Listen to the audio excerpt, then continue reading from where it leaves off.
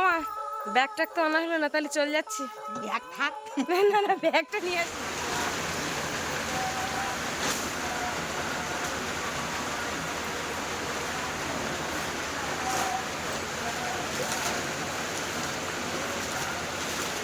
বালিশগুলো তুলে দাও।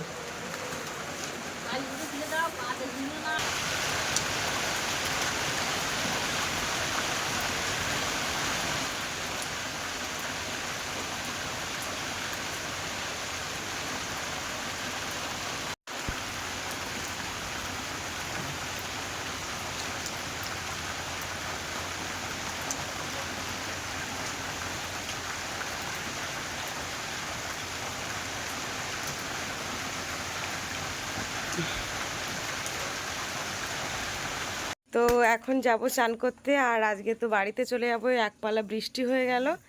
তো এইদিকে দেখো মা আমার কিছু দানা দিচ্ছে বাড়িতে লাগানোর জন্য।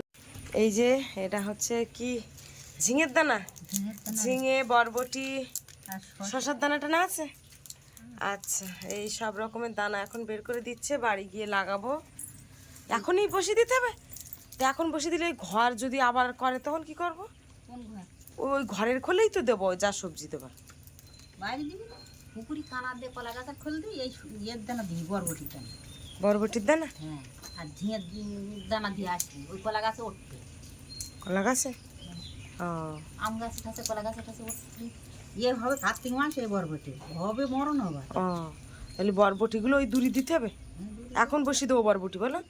আর ঝিঙেগুলো যখন ঘর একেবারে দেখবো যে কদ্দূর কি হচ্ছে। আচ্ছা, তো বন্ধুরা তারপরে চান করে খাওয়া দাওয়া করে ঘুমিয়ে পড়েছিলাম। তো এখন দেখো বিকালবেলা হয়ে গেছে, এখন এই বাড়ির দিকে যাবো বলে একদম শাড়ি টাড়ি পরে রেডি হয়ে গেছি। আর ওই যে দেখো মা বলছে চল মাঠের থেকে ঘুরে আসি, কিছু গোবর কুড়িয়ে আসি, কিছু গোবর এটা কাদের ঝাঁপ করে রেখেছে। তো এখন যাচ্ছি মা আর আমি গোবর কুড়াতে। তো বৃষ্টি হয়েছে তাই কি হয়েছে, মাঠ কিন্তু শুকনো রয়েছে, জুতো পায়ে দিয়ে হাঁটা যাচ্ছে। হ্যাঁ, কোনো অসুবিধাই হচ্ছে না। ওই জায়গাটায় একটা জল নিয়ে কোথায়? ওই ওই ডুমাটা। আর তো দেখিনি কি জল এনা, বিরাট আনন্দ করছে নাকি? চলো ওখানে চলো। আমি কেন আর ওঠে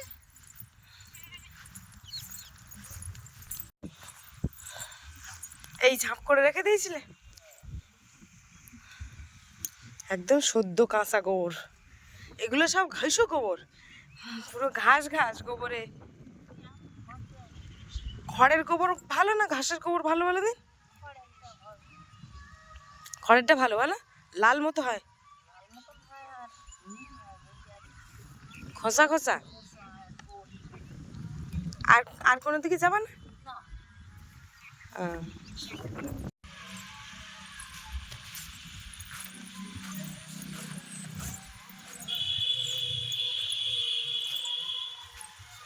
মা এরকম গোবর এনেই বস্তার মধ্যে ভরে রাখে, তাই মা বলছে একটা এই জায়গায় গর্ত করব, গর্ত করে সেখানে গোবর রাখবো, তাহলে অনেক গোবর হবে আর মুরগিতেও খোঁচাবে না, যেহেতু মুরগিতে খোঁচায়। এদিকে বাবা গেছে স্নান করতে, বাবাই সবেমাত্র এখন একদম বিকাল হয়ে গেছে। তো বাবা সবে কাজ ছেড়ে চান করে আসলো। আর এই দেখো আমার বাপিও দাদুর পেছন পেছন গেছিলো। বাপি দেখো দাদুর ফোন নিয়ে দেখো গান শুনছে, আর একটু রাগ করেছে কারণ 1100 টাকার একটা গাড়ি দেখেছে, সেই গাড়িও নেবে। তো আমি ওকে খুব বারণ করছি ওই গাড়ি তোমার নিতে হবে না। ফ্লিপকার্ট থেকে গাড়ি দেখছে, কখনো 1100, 1200, 1300, 800, 900 এরকম সেই গাড়ি পছন্দ করেছে, সেই গাড়ি নেবে। তো যাই হোক আমি খুব বারণ করেছি, কারণ ওই গাড়ি একদমই চলতে চায় না, ও 1-2 দিন পরেও আপনা আপনিই খারাপ হয়ে যায়। তো ওই জন্য বাপি খুব রাগ করছে, মানে মানে এমনকি কেঁদেও ফেলেছে, মানে বাপির গাড়ি নেবে দাদুর কাছ থেকে। এবার আমি তো বলে দিয়েছি যে বাবা গাড়ি মানে ওভাবে দিও না, নষ্ট করে ফেলে, সে জিনিসটা কেন দেবে এইভাবে, এটাই আমি ওকে বোঝাচ্ছি। যেহেতু স্কুল পাঠশালা রয়েছে, এখন তো আর শুকনোর সময় না যে খেলা করতে পারবে, তো তাই ও আমার উপরে প্রচণ্ড রাগ করেছে। এদিকে দেখো আমি গাড়ির কাগজটা বাড়ির থেকে নিয়ে এসেছিলাম, যেহেতু গাড়ি ঢাকতে হবে ওই জন্য। তো তারপর আবার এখানে এসে দেখো গাড়িটাকে খুব ভালো করে পেপারটাকে করে আবার ঠিক করে দিলাম, দিয়ে এখন গাড়িটা একটু মুছে নিচ্ছি। মাকে বলছি যে মা আমি বাড়ির দিকে চলে যাচ্ছি তাহলে। তো যাওয়ার সময় বেশ একটু আনন্দ হয়, কিন্তু মনটা না সেই খারাপ হয়ে যায় যতই যা বলো না কেন। এখানে থাকলে একটা অন্যরকম ভাবে থাকি। আর এই যে দেখো বাপি তো রাগ করে রয়েছে, তো বাবাও আমাকে দিতে এসছে রাস্তায়। যাও তো ঠিক। বাপি যেহেতু রাগ করে আছে, ওর দাদু আবার বাপিকে ছবি তুলছে, ভিডিও করছে। তো বাপি দেখো মুড মোটামুটি কোনো রকম ভাবে পরিবর্তন করা যাচ্ছে না। তো এদিকে মাও দাঁড়িয়ে আছে। তো বাপের বাড়ি থেকে বেশ থাকলে বেশ ভালো লাগে, আর যাওয়ার মুহূর্তটা খুব কষ্ট লাগে। ওদিকে বাপি তো আমার উপরে প্রচুর রেগে আছে। এই ছবিটাই বাবা দেখাচ্ছিল বাপিকে যে দেখো তো এই দুজনকে। চিনতে পারছিস না? বাপি তো মোটেই চিনতে পারছে না। এটা হচ্ছে আমি যখন ক্লাস 6 এ পড়তাম তখন, আর আমার দাদা 8 এ পড়তো। তো দুজনের ছবি বাবা ফোনে রেখেছে ছবি তুলে। তো সেই ছবিটাই আর কি ওকে দেখাচ্ছি যে দেখো তো চিনতে পারো কিনা। আবার ওর কানে কানে কি একটু একটু করে বলেও দিচ্ছে। মা এদিকে ব্যাগ ট্যাগ গুলো গুছিয়ে সব ঠিকঠাক করে নিয়ে এসেছে, আর এদিকে দেখো বাবা একটা ছবি দেখাচ্ছে যে দেখ তো বুড়ি এই ছবিটা। তো বাবা এই ছবি, বাবার অনেকগুলো ছবি রয়েছে, বাঁধানো রয়েছে, আমার কাছেও রয়েছে। বাবা ইয়ং বয়সে ভীষণ সুন্দর দেখতে ছিল। তারপরে দেখো সবাইকে বিদায় জানিয়ে আমিও কিন্তু বাড়ির দিকে রওনা দিলাম। তো বন্ধুরা এই বাড়িতে চলে এসেছি। বাড়িতে এসেছি সন্ধ্যার আগে। বাপির একটা জেদ, সেই যে বলেছিল আমার একটা বোতল দিতে হবে, বোতলটা তো ভেঙে গেছে। তো ওর দাদুর বোতল, এই বোতলটা ফ্লিপকার্ট থেকে কিনেছিল। এই বোতলটা 680 টাকা নিয়েছিল এই বোতলটা ওর দাদুর জন্য। মানে বাবা যখন কলকাতায় যেত এই থকোটা খুলো না, তখন এই বোতলটাই করে জল খেত। ফ্রিজের ঠান্ডা জল যদি রাখা হয় এই বোতলে 24 ঘন্টা থাকে, আবার যদি গরম জলও ভরে রাখা হয় 24 ঘন্টা থাকবে এই বোতলে।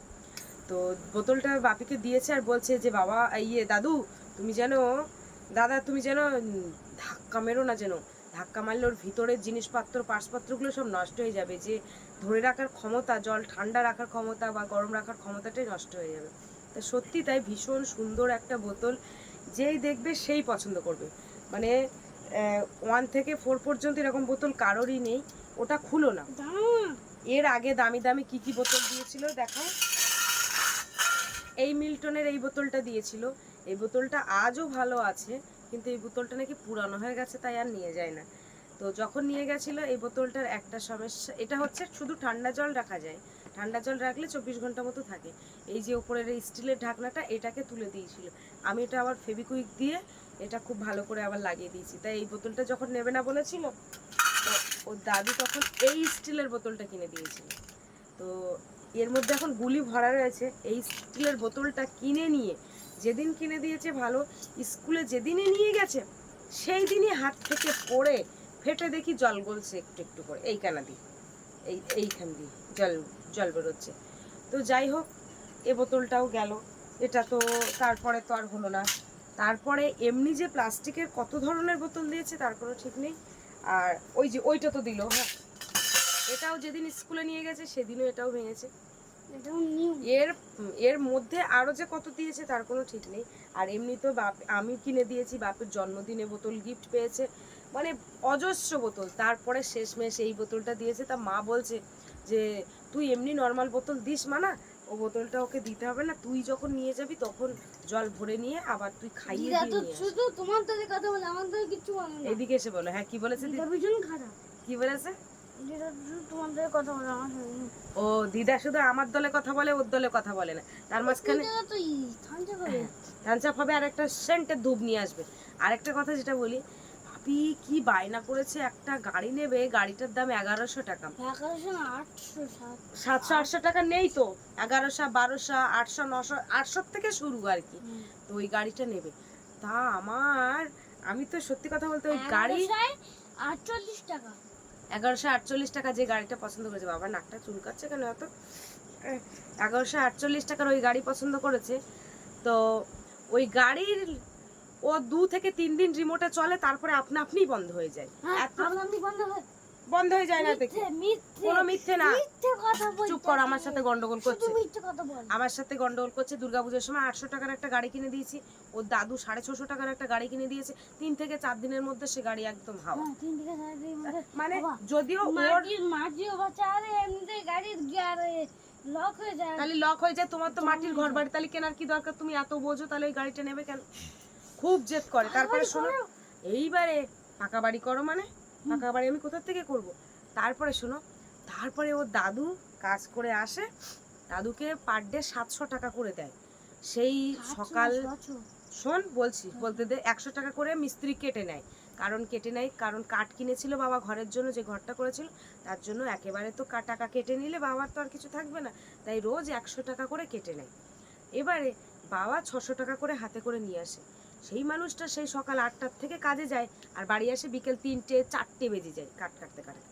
তাহলে সেই মানুষটা ওই টাকাটা নিয়ে যখন আসছে, 600 টাকা নগদ টাকা হাতে করে মুঠো করে ধুলো মেখে, কাঠের ধুলোগুলো মেখে, তাহলে সেই মানুষটা ওই গাড়ি, আমার তো এত খারাপ লাগছে যে ওই গাড়িটার জন্য ভাই ওই টাকাটা একদিনের টাকা তো হবেই না। লাস্টে যখন ওইখানে কাঁদছে গাড়ির জন্য, আমি বোঝাচ্ছি বাবা নিও না, ও দাদু লাস্টে বলছে কি যে আমি যে টাকাটা নিয়ে এসেছি 600 টাকা, তুমি এইটা নিয়ে যাও, তুমি এই টাকাটা নিয়ে না হয় আজকে কেন, আমি কালকে আবার টাকায় কাজ করে আবার করে নেবো। আমার তখন চোখে জল এসে যাচ্ছে, মানে এত খারাপ লাগছে যে একটা গাড়ির দাম অত টাকা কেন নেবে, তুমি তো সব বোঝো গাড়ির থাকে না। এর আগের একটা গাড়ি, ওর ঠাম্মা একবার চুল নাকি ছাড়াতে গিয়ে সে একদম জল জ্যান্ত ভালো গাড়িটা শেষ করে গেল। ওই ঠাম্মার দোষ, ওই এর মধ্যে সাইকেল পুড়ে গেল, সাইকেল আমার চুল ছাড়ে না। তারপরে মানে একের পর এর হাতে কোনো জিনিস ক্ষতি হয়নি, সব অন্যদের হাতেই ক্ষতি হয়েছে। তাহলে একটা জিনিস কেউ কিনে দেবে না, তাহলে সেই জিনিসটা দেবো, তাহলে সেও গুছিয়ে রাখতে চাই, সেও যদি না থাকে তাহলে আমি কি করব। ওইদিকে ওই টাকাটা আমি তাও আসার সময় আবার জোর করে 100 টাকা হাতে ধরিয়ে দিয়েছে, আর বলেছে যে জন্মদিনের সময় করবো। তাই আমি বলেছি গাড়ি কিনে দেবে, তাই যে জন্মদিন তো আমি ওকে করব না, তো তাও বলছে যে জন্মদিন করবি। আনছি না না, জন্মদিন কেন, কেন 11-12 হাজার টাকা করে খরচা হয়, 8 টাকা করে খরচা হয়, 8 টাকা করে জন্মদিনে তোমার শ্বশুরই দেবেন, যাও। তো যাই হোক, এই হচ্ছে ব্যাপার। ওর সাথে এখন রাগারাগি হচ্ছে, আমার কিছু মনোমালিন্য হচ্ছে। হ্যাঁ, 20 টাকা খরচা হয়, তা যাও 20 টাকার একটা বিরিয়ানির প্লেট কিনতে গেলি তাই 120 টাকা করে নেবে। শুধু রাগ করে আমার সঙ্গে, মুখ বন্ধ করতে পারে। তো যাই হোক, আমি এখন এই রান্না বসাচ্ছি। এই যে দাদু 100 টাকা দিয়েছে, এখন এই থামস আপ কিনে নিয়ে এসছে। থামস আপটা পছন্দ করে, স্প্রাইট পছন্দ করে না অতটা। হ্যালো, গাড়ি ভালো না এই থামস আপ ভালো বলো? দুটোই ভালো না, কোনোটার একটা ছাড়বে না, এরকম খেতে হয়। তাহলে আমি বলছিলাম যে তুমি তাহলে অন্তত গাড়িটারে নিতে হবে না, দুটো পেন আর খাতা নাও। ও দিদাও তাই বলছে, তুমি না হয় খাতা নাও, পেন নাও, পেন্সিল নাও, গাড়ি নিতে হবে না। খুব কান্নাকাটি করেছে মামার বাড়ি গিয়ে। বন্ধুরা, একটু আগে বলছিল না যে আমার দিদা একদম ভালোবাসে না, তো ওই জামা প্যান্টের ব্যাগেই, তা আমি ব্যাগটা ধরে বের করেছি, আমার মনে ছিল না মুরগিতে একটা ডিম পেড়েছে। তা দেখো সেই ডিমটা প্যান্টের ভেতরে ঢুকিয়ে দিয়েছে। এই যে একটা ডিম, আমি বলছিলাম যে দিতে হবে না, তা বলছে নিয়ে যা না, একটা ডিম পেড়েছে। তা ভেজা প্যান্টটা উপরে ছিল, তা প্যান্টের মধ্যে ভরে ডিমটা দিয়েছে। তা আমি বলছি তোর দিদা নাকি তোর ভালোবাসে না, তাহলে এটা কি করলো। আগের দিন ওই মাটি বয়ে আমার এই দেখো এইখানটায় পুরো দাগ হয়ে গেছে, হ্যাঁ বুঝতে পারছো কিনা জানি না, ওই দেখো কালো হয়ে গেছে। এই যে রান্না করছি, আর কানে হেডফোনটা দিয়েছি, এই মনে হয় তোমরা প্রথমবার দেখলে। তো আমার দুটো হেডফোন রয়েছে, তো কানে দিই না, তো মা ফোন করেছে, তো তা ওই জন্য কানে দিয়ে কথা বলছিলাম আর রান্না করছি, আর ওদিকে তো বাপের বই পড়ছে। আর এই যে দেখো এই ডিম পোস্টটা বানিয়েছে, এখন এটা বাপিকে দেব, ওকে খাইয়ে দেবো। ও একটু এখনও আবার রাগ করেছে, সেই গাড়ির কথা ভেবে খুব রাগ করেছে। এই যে দেখো আজকে রান্নাটা হচ্ছে মসুরির ডাল, আলু দিয়ে, পটল দিয়ে একসাথে রসা।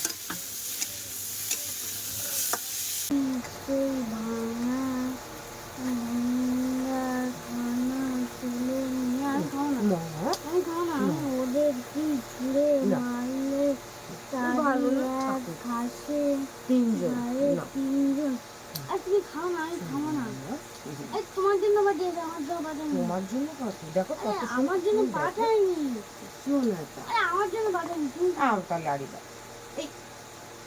তোমার জন্য পাঠিয়েছে, তুমি একটা এই না, তোমার জন্য পাঠিয়েছে বলছি তো। বলে বাবা ভালো হয়েছে? হ্যাঁ ভালো হয়নি, ভালোই হয়নি আমি জানি, দুধ একদম ভালো হয়নি। হ্যালো এই আমার বড়দা এসে গেছে। আমার না এই নাকটা শুধু চুলকাচ্ছে, কেন তো কি জানি।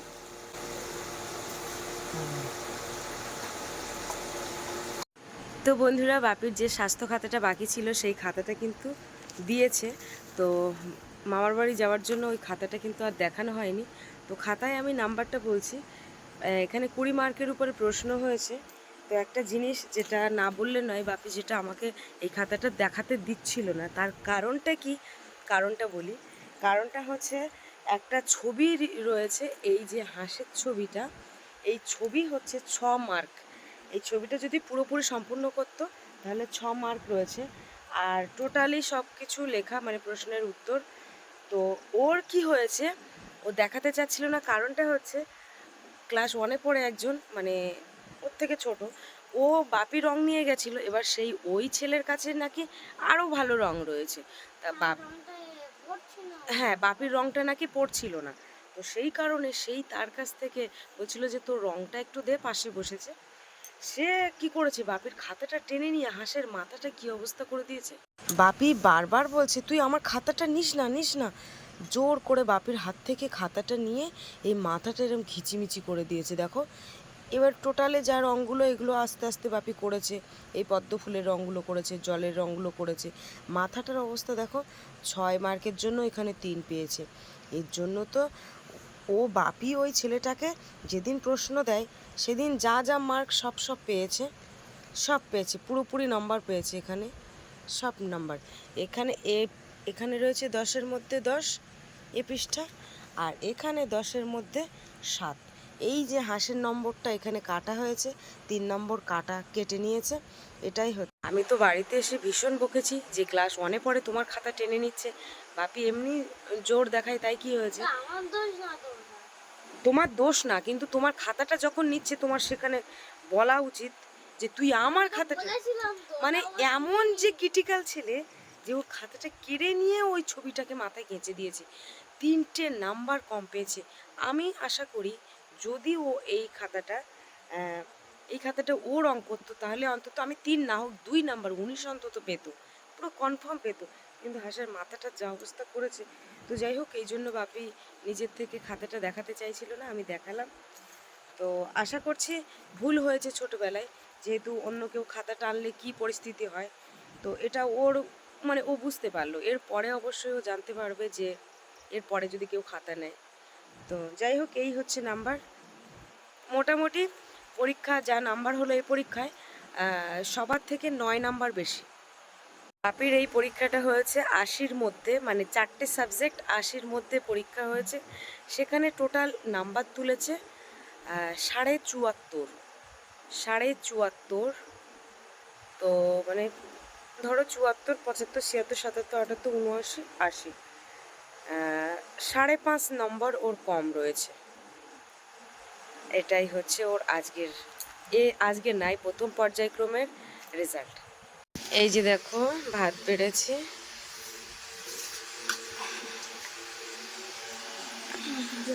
হ্যাঁ, এই হচ্ছে পটল আলু ডাল দিয়ে তরকারি, আর এই যে এর মধ্যে আছে দুধ। আজকে রাত্রে তাহলে এই দিয়ে খাওয়া দাওয়া, তাই তো?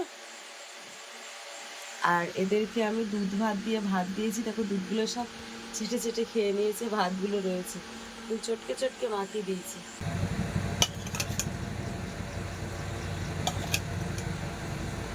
গরম গরম ভাত, গরম গরম তরকারি, সবে সবে নামালাম। আর দেরি না করে ঝটপট খেয়ে নিই।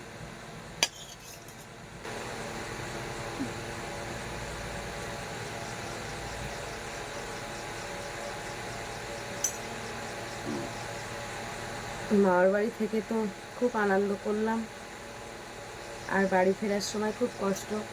আর বাপের বাড়ি থেকে এসে মায়ের কাছে অনেকক্ষণ ধরে কথা বলি, কারণ খুব মনে পড়ে ওখানে থাকলে। আর ওখানে যা যা করেছি সব কিছুই ভিডিও করে, সব কিছুই রেখেছি, তোমাদেরকে সব দেখিয়েছি ভিডিও করে। খাওয়াটা গাঢ় হয়ে যাচ্ছে না? এবার ঠিক আছে।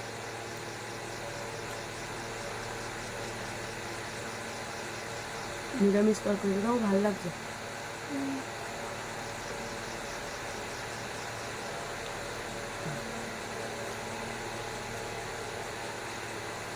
তো বন্ধুরা, খাওয়া দাওয়ার পর্বে ভিডিওটা শেষ করছি। তো কেমন লাগলো অবশ্যই কমেন্টের মাধ্যমে জানাবে, আর ভালো লাগলে লাইক করবেন, শেয়ার করবে। তো সবাই ভালো থেকো, সুস্থ থেকো, শুভরাত্রি।